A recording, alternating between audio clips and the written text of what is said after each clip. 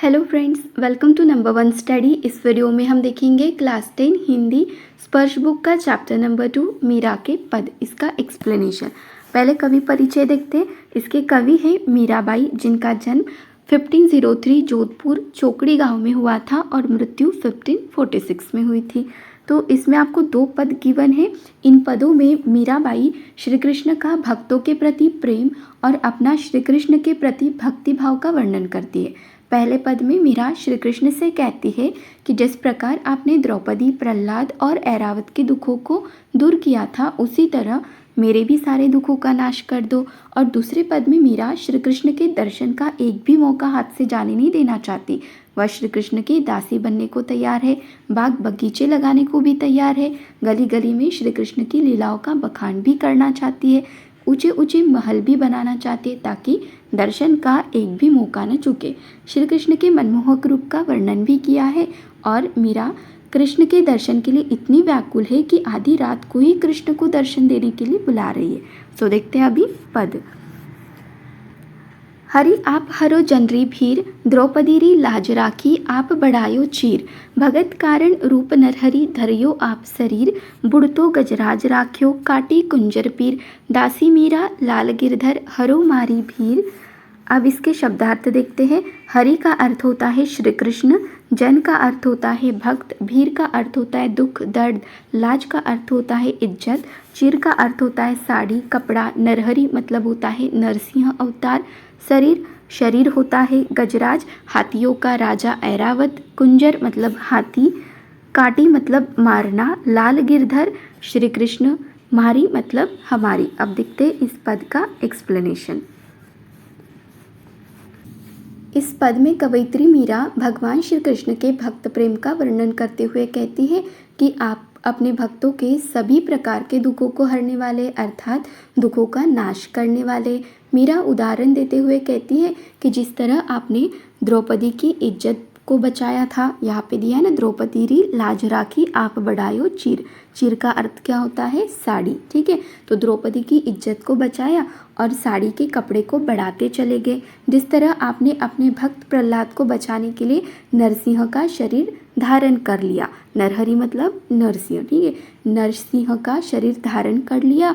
और जिस तरह आपने हाथियों के राजा भगवान इंद्र के वाहन ऐरावत हाथी को मगरमच्छ के चंगुल से बचाया था, हे श्री कृष्ण, उसी तरह अपनी इस दासी अर्थात भक्त के भी सारे दुख हर लो अर्थात सभी दुखों का नाश कर दो। तो इस पद की कवयित्री मीरा है। इसमें कवयित्री भगवान श्री कृष्ण के भक्त प्रेम को दर्शा रही है और स्वयं की रक्षा की गुहार भी लगा रही है। अब आते इसके नेक्स्ट पद पे। श्याम माने चाकर राखो जी, गिरधारी लाला माने चाकर राखो जी। चाकर रहस्यु बाग लगास्यु, नित उठ दर्शन पास्यु। बिंद्रावनरी कुंज गली में गोविंद लीला गास्यु। चाकरी में दर्शन पास्यु, सुमरन पास्यु खर्ची।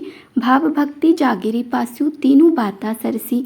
मोर मुकुट पीतांबर सोहे, गल वैजंती माला। बिंद्रावन में धेनु चरावे, मोहन मुरली वाला। ऊंचा ऊंचा महल बनाओ, बिच बिच राखो बारी। सावरियारा दर्शन पास्यु, पहर कुसुम्बी साड़ी।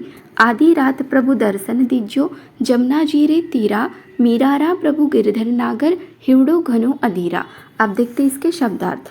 श्याम का अर्थ होता है श्री कृष्ण, चाकर का अर्थ होता है नौकर, रहस्यु का अर्थ होता है रहकर, नित्य का अर्थ होता है हमेशा, दर्शन का अर्थ होता है दर्शन, जागिरी मतलब जागीर या फिर साम्राज्य, कुंज का अर्थ होता है संकरी मतलब तंग जिसे बोलते हैं, पीतांबर पीले वस्त्र, धेनु मतलब गाय, बारी मतलब बगीचा, पहर का अर्थ होता है पहनकर, तीरा किनारा, अधीरा व्याकुल होना। अब देखते हैं लाइन बाय लाइन एक्सप्लेनेशन।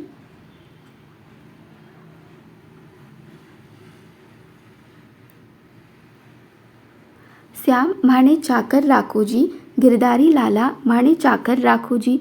चाकर रहस्यु बाग लगास्यु, नित उठ दर्शन पास्यु। इस पद में कवयित्री मीरा श्री कृष्ण के प्रति अपनी भक्ति भावना को उजागर करते हुए कहती है कि हे श्री कृष्ण, मुझे अपना नौकर बनाकर रखो अर्थात मीरा किसी भी तरह श्री कृष्ण के पास रहना चाहती है, फिर चाहे नौकर बनकर ही क्यों न रहना पड़े। मीरा कहती है कि नौकर बनकर मैं बगीचा लगाऊंगी ताकि सुबह उठकर रोज आपके दर्शन पा सकूं। बिंद्रावनरी कुंज गली में गोविंद लीला गास्यु। मीरा कहती है कि वृंदावन की जो संकरी गलियां है, मतलब जो तंग गलियां है, उन गलियों में मैं अपने स्वामी की लीलाओं का बखान करूंगी। चाकरी में दर्शन पास्यु, सुमरन पास्यु खर्ची, भाव भक्ति जागिरी पास्यु, तीनों बाता सरसी।